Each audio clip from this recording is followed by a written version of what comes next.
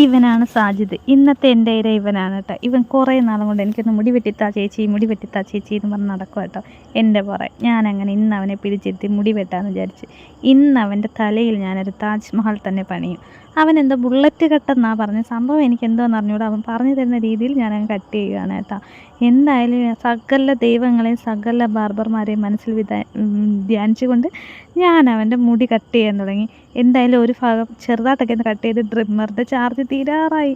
അങ്ങനെ അവൻ എങ്ങനെയെങ്കിലുമൊക്കെ സെറ്റാക്കി താ ചേച്ചി എന്നും പറഞ്ഞ് എന്നോട് എന്നെ നിലവിളിക്കാം.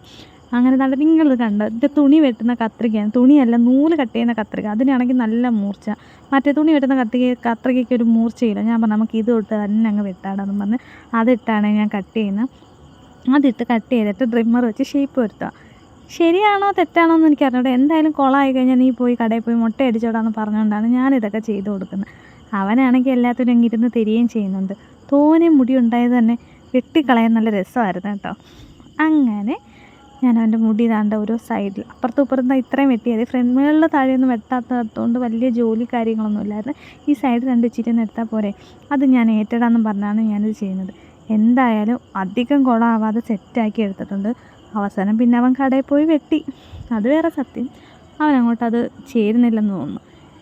അങ്ങനെ എൻ്റെ മുടിവെട്ടും കാര്യങ്ങളൊക്കെ കഴിഞ്ഞിരിക്കുന്നു. നിങ്ങൾക്ക് എല്ലാവർക്കും ഇഷ്ടപ്പെട്ടാൽ സപ്പോർട്ട് ചെയ്യുക, സബ്സ്ക്രൈബ് ചെയ്യുക, അതുപോലെ തന്നെ ലൈക്ക് ചെയ്യാനും മറക്കരുത്. അപ്പോൾ ബൈ, സീ യു അടുത്ത വീഡിയോ. പിന്നെ